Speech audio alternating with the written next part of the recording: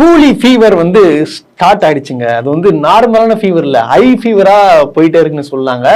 எப்ப பார்த்தாலும் இப்ப அதாவது சோசியல் மீடியாவை திறந்தாலே கூலி எப்போ ரிலீஸ் ஆக போகுது, கூலியோட அடுத்த சிங்கிள் எப்போ வர போகுது, ஸோ இந்த மாதிரியான பேச்சுகள் தான் அடிபட்டு வருது.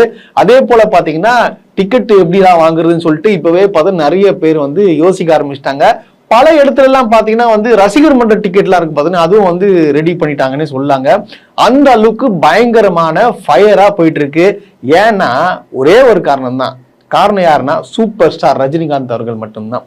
சூப்பர் ஸ்டார் ரஜினிகாந்த் அவர்களை பத்தி சொல்லணுன்ற அவசியம் இல்லை, இது நிறைய வீடியோல நான் சொல்லியிருப்பேன்.